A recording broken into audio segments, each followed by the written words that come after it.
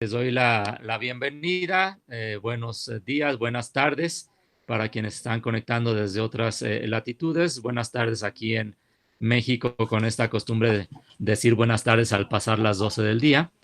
y no después de comer como se acostumbraría en otras partes, ¿no? Pues es un gusto para mí poder presentarles a David Ramos Castro, ¿no? Antropólogo social, que trabaja para la Universidad Complutense de Madrid, y quien, va a presentar el día de hoy esta conferencia titulada Seres extraños, la antropología frente a la pandemia y el desierto de la otredad. Esta conferencia está siendo, dictada en el marco del programa de posgrado de la Universidad Michoacana, la maestría en Filosofía de la Cultura, que, entre sus líneas de investigación y de trabajo, evidentemente tiene la pregunta respecto a la idea del ser humano y cómo es que el ser humano se relaciona con su entorno. Y claro que, en términos de una pregunta que recorre la ruta de la antropología filosófica, y en esa medida vemos con mucho interés no solo una reflexión teórica, general o abstracta, sino el alcance que tiene pues para entender nuestra vida cotidiana. Y es en ese sentido que creo que puede ser muy interesante la conferencia del día de hoy. Eh, sobre la trayectoria de David Ramos, puedo decir que participó en investigaciones en Mozambique y en Timor Oriental, ¿no? En el 2004 y en el 2007 respectivamente. Su tema de tesis doctoral se centra en la construcción mediática de la fama a través del periodismo especializado y sus transformaciones en el contexto de la cultura actual. Y además, pues está interesado en temas sobre la corporalidad, las artes y el transhumanismo. Eh, Sin más preámbulos, le doy la bienvenida y la palabra para que pueda hablar de los temas que tiene preparados ahora para nosotros. Bienvenido. Bueno, muchísimas gracias al profesor Bernardo Pérez por esta posibilidad, ¿no?, que me ofrece de poner en práctica algo que a mí particularmente pues me obsesiona desde, yo creo, el primer día que pisé la Facultad de Humanidades, ¿no?, que fue mi primer paso para formarme después como antropólogo social. Y esa obsesión viene marcada por esto de lo que hablamos muchas veces, pero que yo siento, tal vez estoy equivocado, que practicamos demasiado poco, o por lo menos menos de lo que hablamos, que es la famosa transdisciplinaridad, ¿no? Y yo creo que justamente, pues hoy en día, con esto que estamos, esta enorme experiencia que nos está trastocando y a veces trastornando a todos de forma diferente, pues esa transdisciplinaridad es más necesaria y me atrevería a decir incluso que urgente que nunca, ¿no? Ayer, por ejemplo, me llegaba una noticia, cuento esto a modo casi de anécdota para dar paso a la lectura de mi exposición, una noticia que venía de un periódico en España justamente, donde algunos sociólogos en este caso se quejaban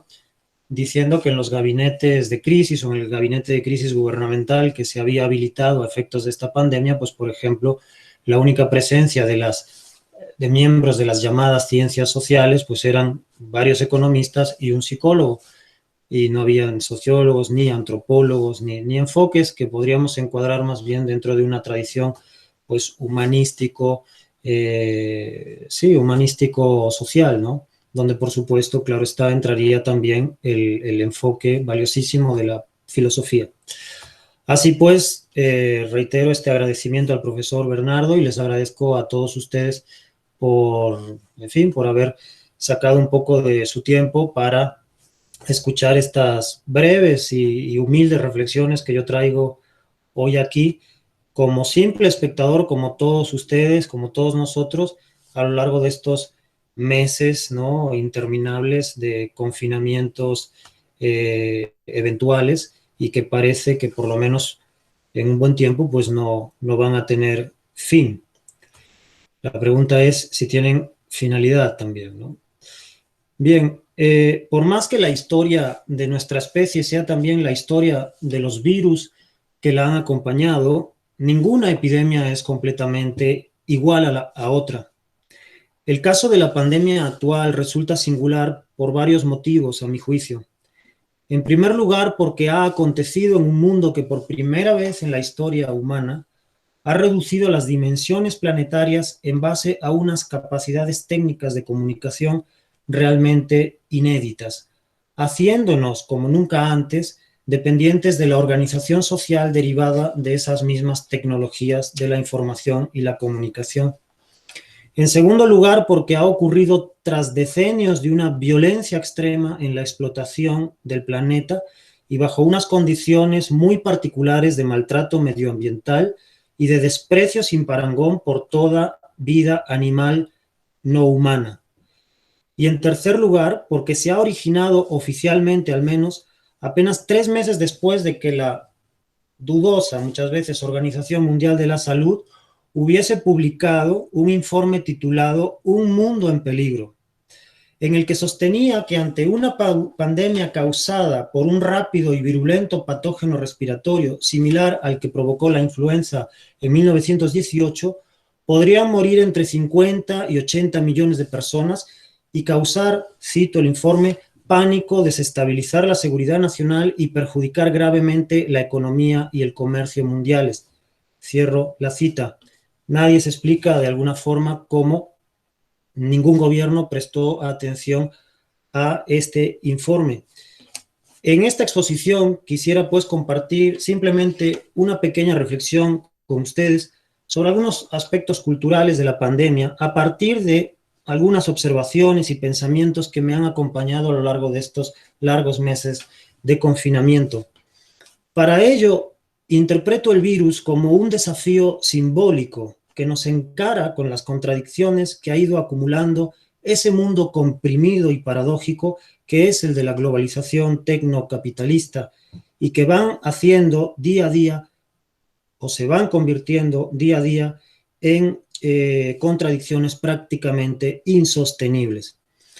En este tiempo se han ido tomando medidas y se ha ido conociendo mejor el virus. No obstante, prevalece la sensación de que algunas de esas medidas resultan erráticas y no pisan un suelo realmente firme.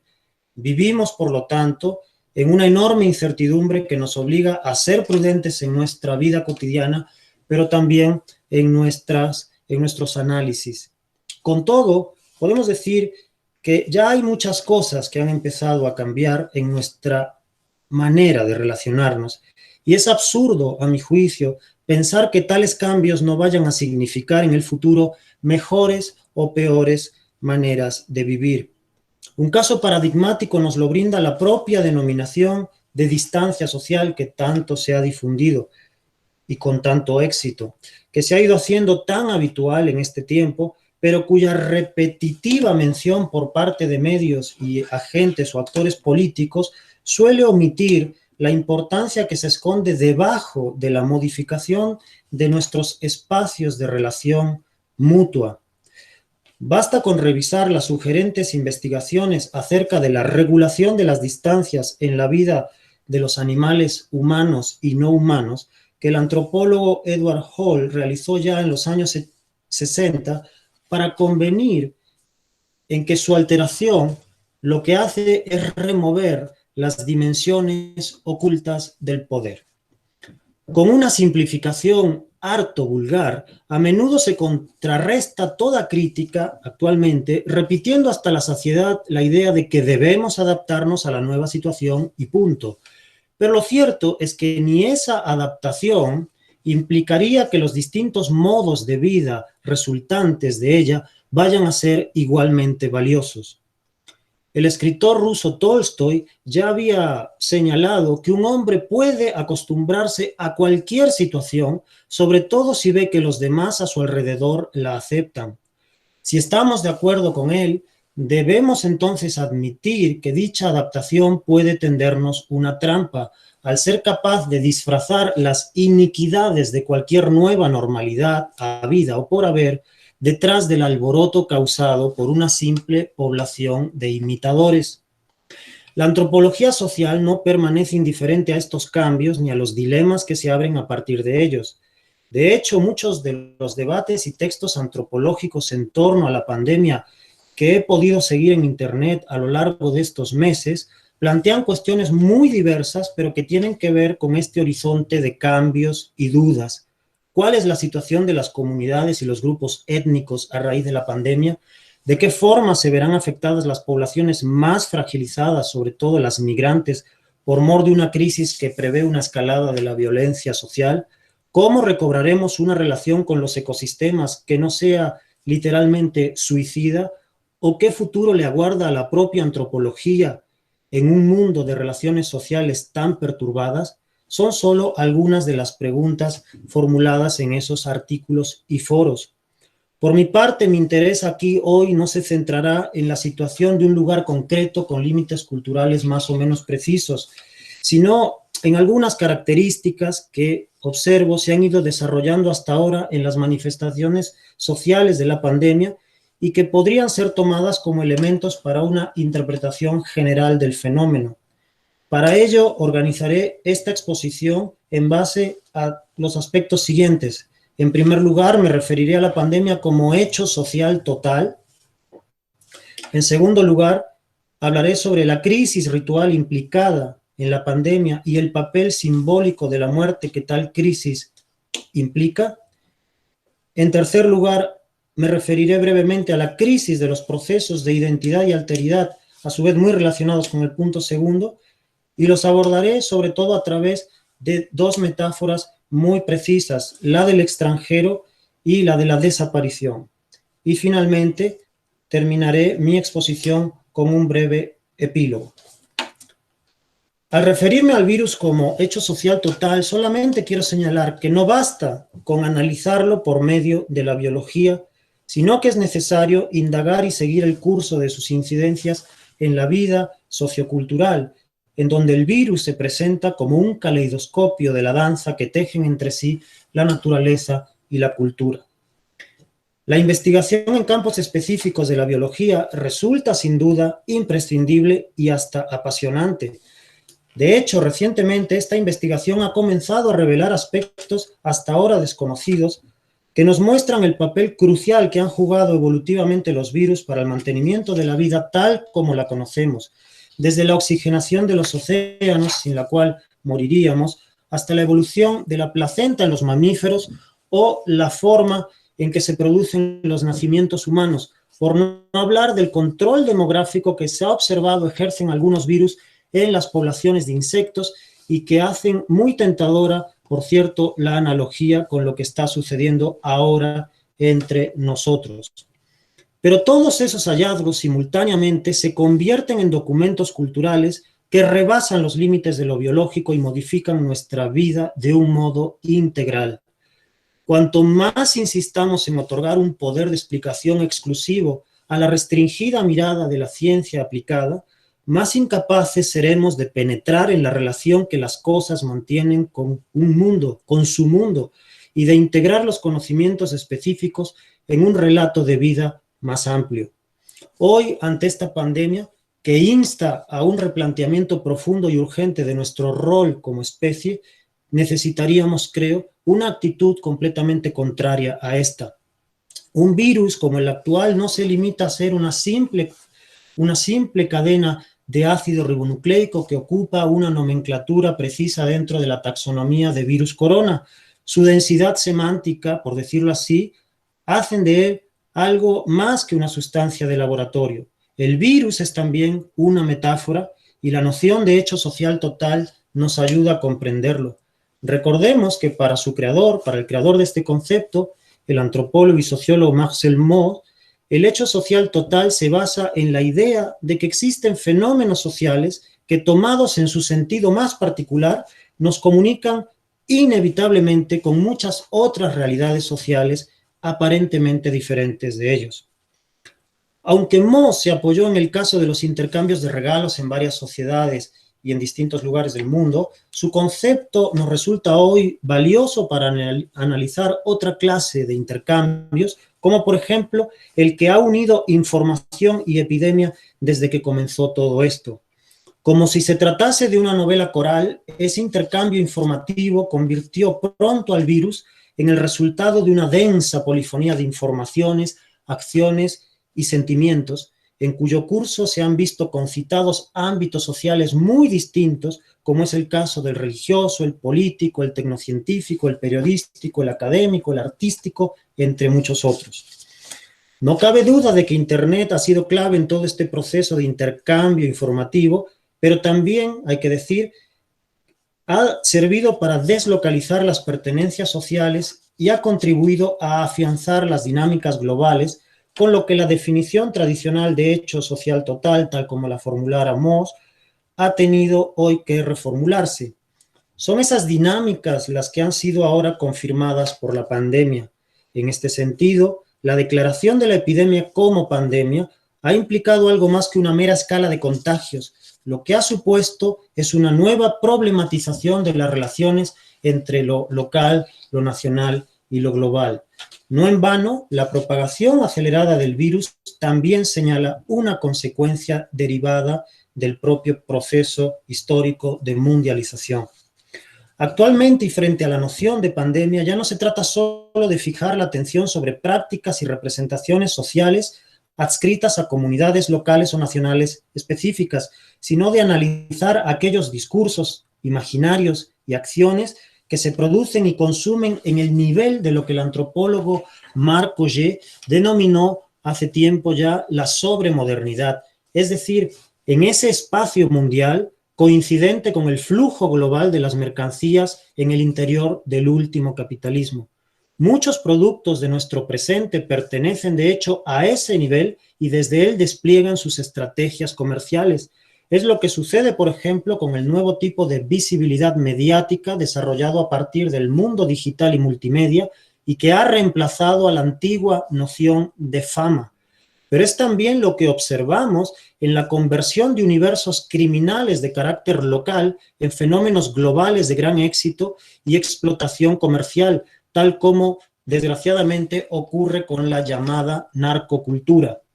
En resumen, no se trata de negar lo local ni lo nacional, sino de ver cómo esas categorías se han alterado y alternan hoy con la sobreimpresión de una globalización que ha añadido a sus productos, deseos,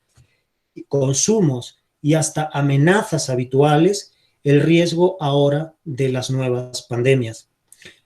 La noción de hecho social total supone, por lo tanto, que nuestra relación con los virus, a diferencia de lo que sucede en la interacción de estos con otros animales, implica su ingreso en una trama mayor de significados, convirtiendo el vínculo, entre seres humanos, microorganismos y epidemias en un capítulo de nuestra historicidad. De hecho, cuando nos referimos al virus, nos inquietamos ante él, nos atemorizamos por él o decimos que lo combatimos, utilizando, por cierto, una metáfora bélica que ha sido muy habitual en el tratamiento mediático de la pandemia desde que ésta comenzó.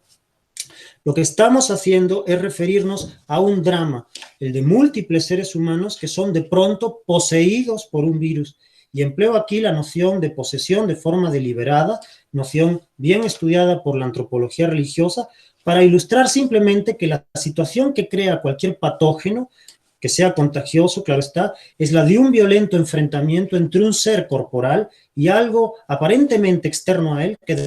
de pronto lo alcanza, lo ocupa y lo enajena virulentamente, nunca mejor dicho, de la paz con su propio cuerpo, que es como podríamos definir, si acaso, la salud. En consecuencia, interpretar el virus como hecho social total supone tener presentes los relatos y los actos por medio de los cuales se expresa también su humanización y se plantea su desafío simbólico. Inspirándome en una analogía con los estudios del pensador bien conocido para los filósofos y no solo para ellos, Paul Ricoeur, considero que la explicación de la estructura interna de un virus, tal como puede analizarse en la decodificación de su secuencia genética, solo supone un primer paso en su comprensión. Ampliar esa comprensión implica devolverle al virus la envergadura narrativa que la explicación de su estructura interna le había arrebatado.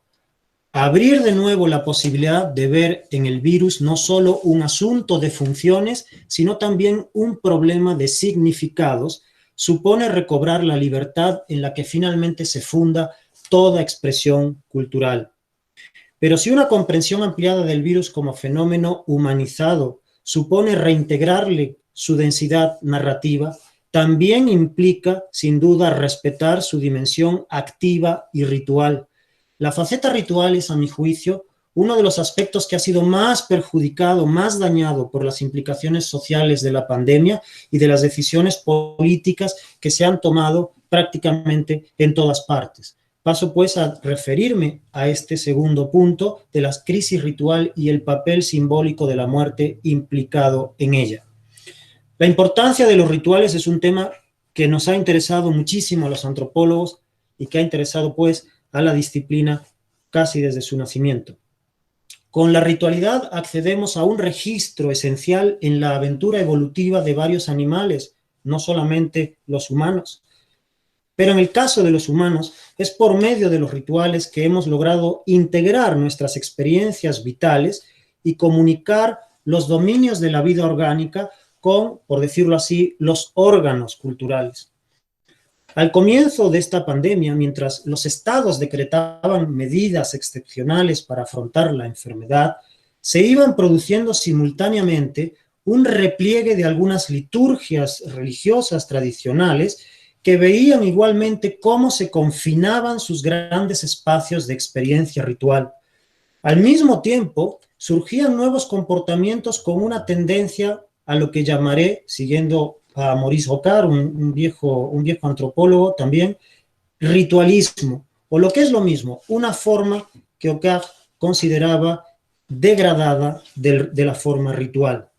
Formaban parte de estos comportamientos, por ejemplo, o formaron parte de estos comportamientos porque hasta donde sé, ya hace algún tiempo que se han detenido, los cantos y los aplausos que se realizaron diariamente desde distintos países con el fin de felicitar a los trabajadores de los hospitales.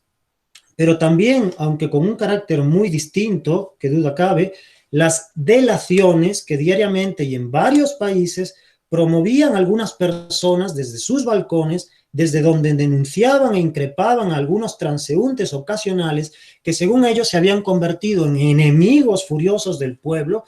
porque también según ellos se saltaban las medidas del confinamiento. Digo según ellos porque luego se comprobó que muchas de esas personas estaban habilitadas para atravesar las calles, como sucedió en España con algunos niños o jóvenes o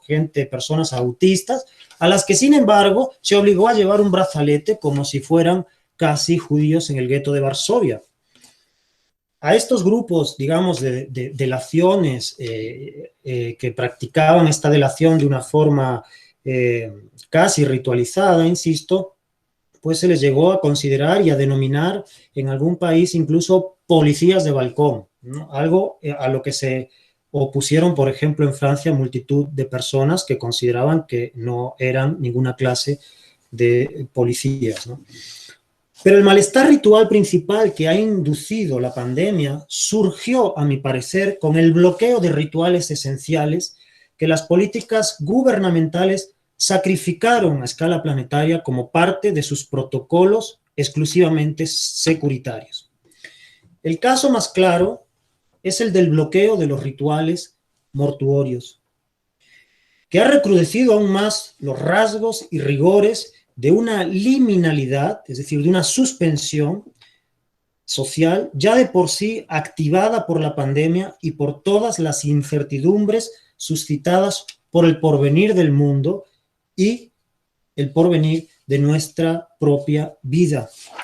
La apropiación del cuerpo de los difuntos por parte de los estados, así como la prohibición de verlos, tocarlos y despedirlos, según las prescripciones rituales tradicionales, ha significado un profundo trauma social y psicológico para multitud de personas que han asistido impotentes al secuestro de sus muertos por parte de gobiernos que, sin dar, a mi juicio, una sola explicación convincente sobre esta forma de proceder, han reducido a los muertos y la relevancia cultural de la muerte a una mera estadística de cadáveres. La racionalidad tecnológica que se esconde detrás de esta forma de biopolítica y de necropolítica, por utilizar el término acuñado por el intelectual africano Achille Mbembe, no debería confundirse nunca con el ritual, ya que éste no se ajusta a los fríos protocolos practicados por las sociedades tecnocientíficas. Los rituales son a la vez dispositivos de expresión, de acción y de sentido, cuya fuerza consiste en la capacidad que tienen de representar las contradicciones culturales que surcan las sociedades internamente. Insisto por ello en que los rituales, considero, no deben ser tomados como simples protocolos metódicos, sino como representaciones dramáticas de la vida social, como ya sostuvo hace bastante tiempo el gran antropólogo Víctor Turner. Ahora bien, es difícil que los rituales puedan cumplir con este cometido si lo que se extiende en su lugar son nuevos ritualismos de un individualismo hipertecnológico con significados empobrecidos. En tales condiciones que el aislamiento actual sin duda ha acentuado,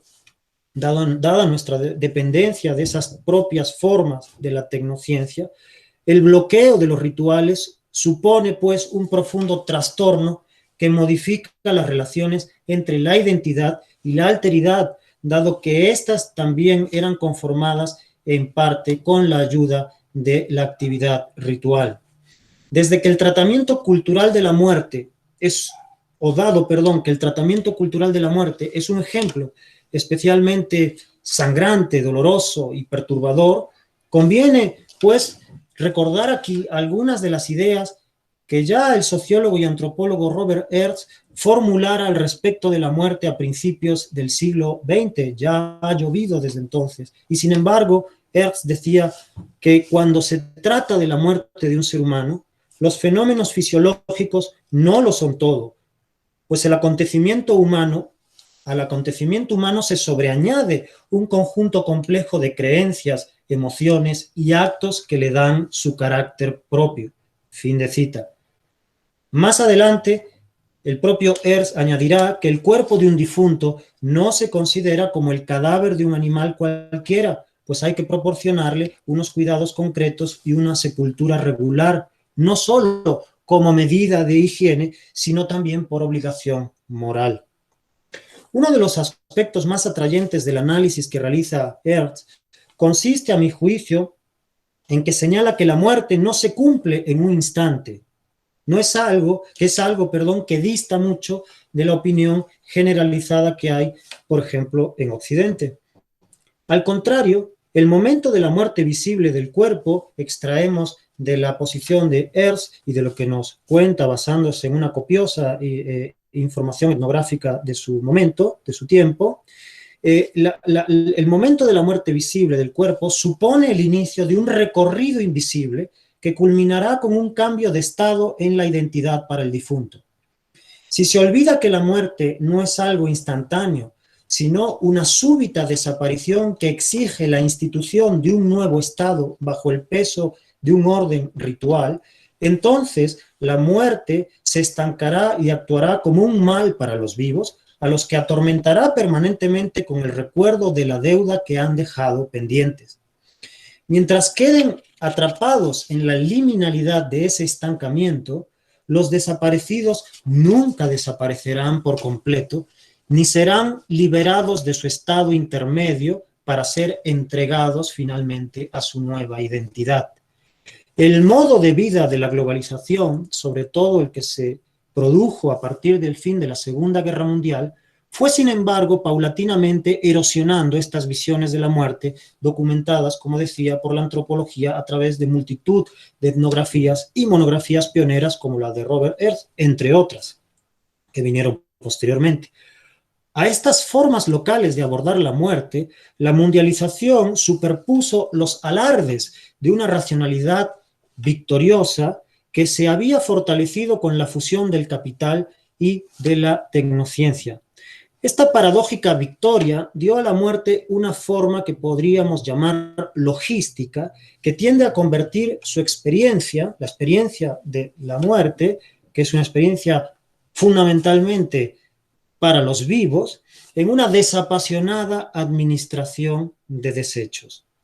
El crecimiento del desierto, del que hablara Nietzsche en un pasaje famoso de su obra Así habló Zaratustra, también entraña, por lo tanto, la deforestación de la muerte.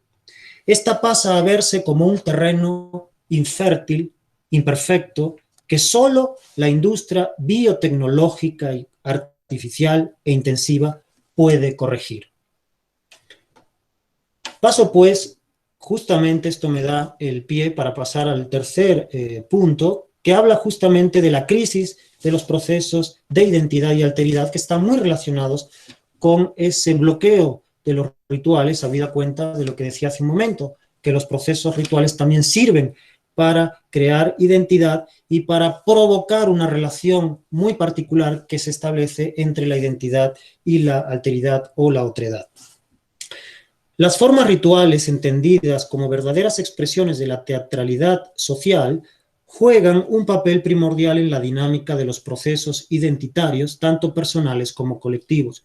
Por ello, se pueden considerar los dramas rituales como escenarios de doble nivel, en los que, como ocurre, dicho sea de paso, en el propio teatro, la pertenencia a un grupo no impide que cada individuo problematice y ajuste las cualidades de su propia identidad. En esa tensión interna entre ambos niveles radica el carácter interpretativo de la experiencia antropológica que se transfiere a aquella que tiene el etnógrafo cuando representa o se pregunta por cuál es su propio papel sobre el terreno. Quisiera abundar mínimamente en este punto refiriéndome a un ejemplo extraído de las páginas de Tristes Trópicos, uno de los famosos o más famosos libros de Lévi-Strauss. En una de las muchas páginas memorables con las que cuenta ese libro, el antropólogo francés reflexiona sobre la incidencia de la conquista europea sobre el llamado Nuevo Mundo y especialmente sobre Brasil. En su meditación, Lévi-Strauss se entrega a una nostálgica lamentación muy rica en matices, aunque extraña en contraste con la austeridad expositiva que había caracterizado sus obras más estructuralistas. En aquella tristeza de los trópicos, las palabras fluyen en una corriente poética que arrastra consigo una sensibilidad empapada de melancolía.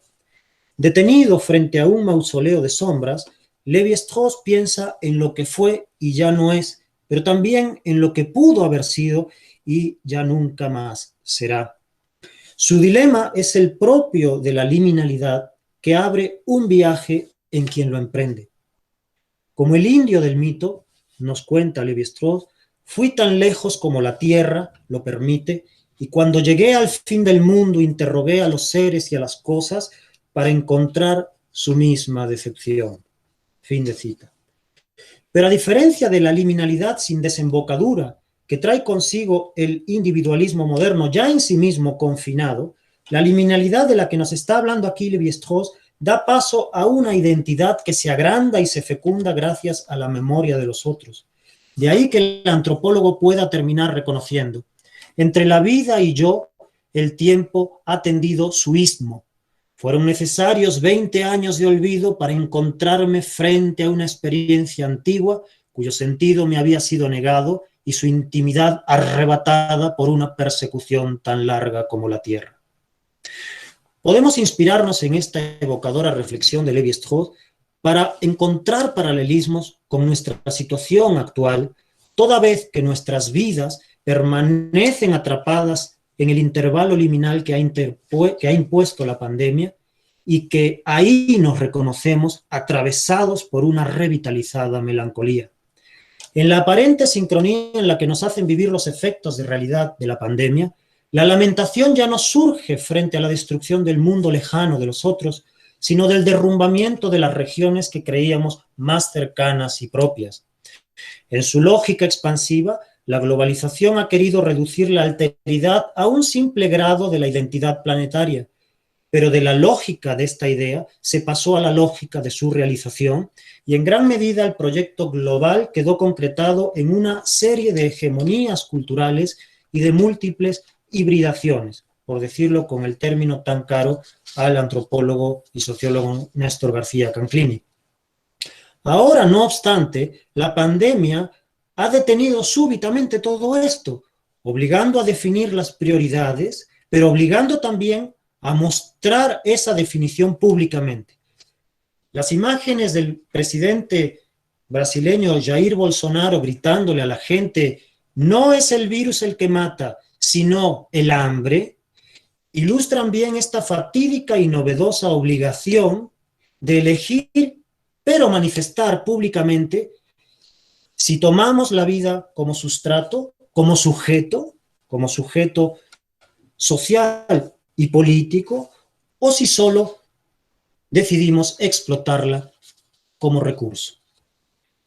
Tras la destrucción de la alteridad que entristecía a Lévi-Strauss y que se había intensificado en los años en los que el eminente antropólogo finalizaba sus días, como él mismo reconoció en una entrevista cercana ya a su muerte, en la que habla del devenir del mundo actual, refiriéndose a él como un envenenamiento interno, es ahora una nueva lógica la que comienza a definirse.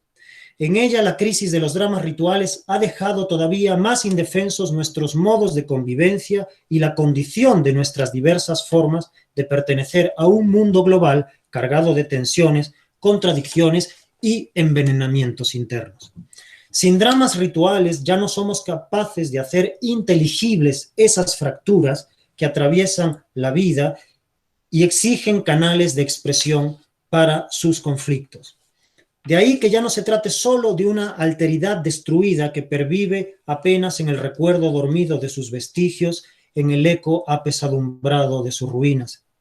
sino de una identidad que sin apoyos para sostenerse ha comenzado ya a aniquilarse. El desierto, pues, sigue creciendo. Las características del virus actual enfatizan esta situación, pues la posibilidad de ser un portador asintomático hace que el peligro ya no venga solo de una exterioridad que el juego de las clasificaciones sociales, a fin de cuentas, podría intentar domesticar, sino de una interioridad que se ha tornado profundamente amenazadora.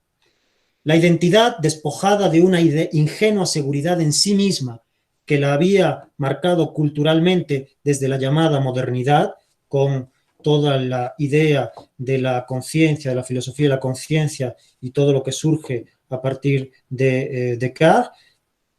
sin dejar de mirar al otro con hostil desconfianza, pasa ahora a escrutarse a sí misma con una continua, obsesiva y depresiva sospecha. Pero con todo y el hecho de que la epidemia de nuestros días haya logrado lo que ninguna convención política había conseguido hasta ahora, a saber, detener la aceleración del mundo, tal como apuntó, por cierto, el sociólogo Hartmut Rosa en un medio francés casi al comienzo de esta pandemia, lo cierto es que la crisis ritual que ha causado aparece ligada al enturbamiento de la relación entre la identidad y la alteridad, que es algo que ya venía de mucho más lejos. Los siglos XVIII y XIX removieron en Occidente la tierra sobre la que caminaban algunas de sus modernas certezas, entre ellas la de la identidad, y acumularon en su interior los elementos detonantes del cataclismo que ha caracterizado desde entonces la tendencia a convertir la diversidad de nuestros mundos respectivos en un desierto monocultural. También ahí el desierto crece. En Oriente, por su parte, una tradición conformada por reflexiones muy distintas en su origen a las occidentales, claro está, fue dando paso, sin embargo, a una paulatina convergencia con los modos de actuar del capitalismo, aunque produciendo consecuencias particulares. Una de las figuras emblemáticas que ha servido para expresar simbólicamente todos estos conflictos culturales e históricos entre identidad y alteridad ha sido precisamente la del extranjero. El antropólogo Roger Bartra se refirió a ella en un pequeño artículo de la revista Desacatos del año 2002, donde vinculaba al otro precisamente con lo que él mismo llamó la amenaza de transgresión. La antesala de esta relación con la otredad venía caracterizada por una crisis particular del yo que el antropólogo mexicano resumía de la siguiente manera: el ego occidental presentado con orgullo como centro del mundo y enfrentado a otredades bárbaras e incivilizadas, aparecía como un yo extranjero y angustiado. Fin de cita. A juicio del antropólogo Bartra, esta situación había afectado particularmente a la antropología, la cual se vio acuciada, dice él, por la necesidad de descodificar y comprender ese nuevo otro con mayúsculas que iba creciendo en su propio interior. Fin de cita. En aquel número de la revista Desacatos, las palabras de Bartra enmarcaban una serie de fenómenos transgresores que la publicación había analizado en sus páginas: la ciberpornografía, las tribus urbanas, los travestis, la brujería. Podríamos añadir ahora a aquel restringido elenco la posesión corporal de los virus. La relación del virus con la figura del extranjero no viene solo de su naturaleza extraña frente a una representación idealizada del ser humano, a la que le gustaría pensar que nada tiene que ver con los virus, que sin embargo, como decía al principio de esta exposición, han permitido que la vida sea tal cual como la conocemos, sino que nace del propio extrañamiento que inocula el virus en el individuo a través de la interioridad de su cuerpo. Siento que mi problema radica en lo que me ocurre adentro, pero ese adentro no es ni más ni menos que el interior, que el adentro del propio cuerpo. Un cuerpo sobre el que de pronto algo ha sucedido, algo ajeno a él lo ha alcanzado, lo ha poseído y me ha convertido en un extraño para mí mismo. Esa radical enajenación es precedida a su vez por una inmediata precaución social que hace saltar todas las alarmas ante la primer señal inquietante del cuerpo y aplica sobre ese cuerpo extraño, es decir, sobre ese cuerpo extranjero, todas sus medidas securitarias que incluyen la separación, el alejamiento y el despojamiento de prácticamente todo vínculo con el cuerpo social. Es decir, nuevamente vemos aquí reproducidos los pasos uno a uno de la liminalidad. En ese punto, ese cuerpo doblemente extraño, tanto para la sociedad como para sí mismo, nos recuerda la doble desnudez física y simbólica de los cuerpos abordados por Erving Goffman en sus análisis sobre lo que él llamó las instituciones totales, dado que la pérdida de identidad que se practicaba en los psiquiátricos, que son los lugares que estudió Goffman, ahora prosigue y se intensifica en otros lugares, como pueden ser los hospitales simplemente, los centros de ancianos, los tanatorios, entre otros. En tales circunstancias no hay garantías para ese cuerpo hostil, ese cuerpo extraño. Su destino, como el de tantos otros cuerpos cosificados, aunque en diversas circunstancias ajenas a la enfermedad, se acerca, como ya dije antes, a la idea de desecho común. La persona que previamente había perdido el control del virus en su cuerpo, pierde ahora también, bajo la presión social, la presión del grupo, la posibilidad de decidir sobre su vida o sobre su muerte. La identidad se funde, pues, con la alteridad en el punto más lejano de ambas, como si la forma viajase a fundirse con su sombra en el borde extremo de la luz, donde, al decir del poeta, ya nada reaparece. En Occidente, la producción de formas estéticas que reflejan esa tendencia al extrañamiento, es decir, a la producción de extranjerías como símbolos culturales de nuestra época, son múltiples y variadas. La literatura de Hofmannsthal, de Rimbaud, Dostoyevsky, Kafka, de los escritores pertenecientes al existencialismo, entre otros, se conjuga con la paradójica presencia, con el paradójico papel que tiene el cuerpo en el arte contemporáneo, o con las perversas estéticas del crimen organizado o los fríos simulacros sensibles del transhumanismo. Asimismo, en estas variaciones del extrañamiento que simboliza el extranjero, surge un nexo íntimo con otro motivo profundamente metafórico, a saber, la desaparición. Tal cosa nos la muestran, por citar solo un ejemplo, los personajes o algunos de los personajes del novelista actual Enrique Vilamatas, personajes que siempre están obsesionados con la posibilidad de desaparecer. Las formas del extrañamiento y la desaparición también se han hecho muy presentes en Oriente. Sociedades como la japonesa así lo demuestran, donde un uso exacerbado de la tecnología, sobre todo entre los jóvenes, ha acompañado la evolución de un malestar creciente y acentuado. Para el antropólogo François Laplantin, además de las formas sociales del actuar que están presentes en la noción del hecho social total, hoy, dice Laplantin, debemos estudiar las formas sociales del padecer, es decir, lo social en el proceso de deshacerse, el decaimiento del vínculo social, la decepción, la depresión. Para este antropólogo, casos como el de la juventud japonesa nos permiten comprender cómo, y lo cito, los seres humanos no están arrimados a la tierra firme, que es de una enorme inestabilidad en Tokio. Ahora comprobamos como no solamente en Tokio. Son más bien unos navegantes, unos náufragos que se mueven entre la tierra y el mar, entre la realidad y la ficción. Fin de cita. En ese oscilamiento sin fin, el empleo constante de la tecnología en sus formas actuales y como forma compensatoria de una presencia escamoteada supone un rasgo principal que condiciona hoy todas las dimensiones de nuestras vidas. La pandemia ha intensificado sin duda este panorama, dando todavía un mayor protagonismo a las soluciones planteadas por la tecnociencia. Y finalizo con un epílogo.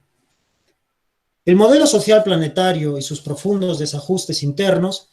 se han visto agravados por esta inaugural crisis sanitaria que ha puesto en evidencia la tendencia a acabar con los rituales y a privar a la muerte de profundidad y significado. En contraste con la posición de Robert Herz a la que me refería anteriormente, la muerte en la pandemia ha sido principalmente tratada como un suceso y no como un proceso. Entiendo aquí por suceso aquello a lo que se refería Roland Barthes a propósito del género de sucesos en la prensa francesa, es decir, como una especie o como una clase de especie sin género, como algo carente de relaciones externas. Así, también la muerte en esta pandemia ha sido generalmente presentada como una información que se basta a sí misma sin profundidad ni contexto. Esta exposición de la muerte ha erosionado la densidad y trascendencia que le otorgaba su tratamiento como un ritual de pasaje. Ahora, bajo el imperativo de las distancias de seguridad, solo cobra vigor un individualismo ritualista, que insisto, ya no un ritual, que da como resultado un cuerpo controlado y sometido a una paradójica visión de él mismo como elemento de cuidado y de desecho. Por un lado, se buscan corporalidades eufóricas dominadas por la ansiedad. Por el otro, se trivializa el cuerpo como un elemento disfórico, defectuoso y, en última instancia, prescindible. A raíz de esta visión, que compromete tanto nuestra actitud frente al cuerpo como frente a la muerte, se inicia una búsqueda paralela de nuevas conexiones sociales por medio de las cuales la virtualidad desplace a la presencia, se reduzca al mínimo la relación social y la tecnociencia anuncie su intención de acabar finalmente con la enfermedad de la muerte. En el horizonte distópico de este nuevo escenario en ciernes, se ensayan ya las primeras líneas de un drama donde esa nueva relación social, privada de tactilidad, da pie al texto de las profecías transhumanistas que anuncian el evangelio de un nuevo mundo donde la vida que hemos conocido haya desaparecido por completo. Toda la riqueza simbólica de la relación social que de otrora va deslizándose poco a poco hacia el circuito cerrado de una especie de cuadro semiótico en donde solo los androides finalmente sobrevivan a los virus. ¿No habita ahí un grito sobrecogedor de nuestro más profundo extrañamiento? El desierto que comience a crecer entonces, me temo, ya no será el nuestro, ni tampoco propiamente el de la antropología. Por eso quiero cerrar esta exposición con las palabras del poeta Antonin Artaud en su obra El teatro y su doble, que también incluí en su momento en el anuncio de esta conferencia. Decía Artaud: No me parece que lo más urgente sea defender una cultura cuya existencia jamás salvó a un hombre de la preocupación de vivir mejor y de tener hambre, sino extraer de aquello que llamamos cultura las ideas cuya fuerza viviente es idéntica a la fuerza del hambre.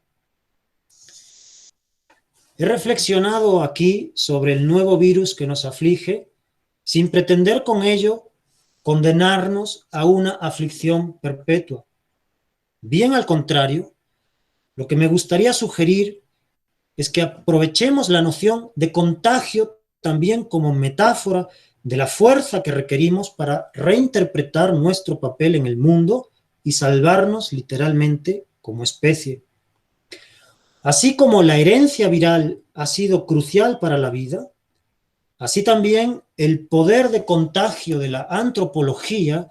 habrá de ser vital para que la pregunta por lo humano no se electrocute en una maraña de circuitos. Considero, pues, que debemos recuperar el hambre voraz de sentido,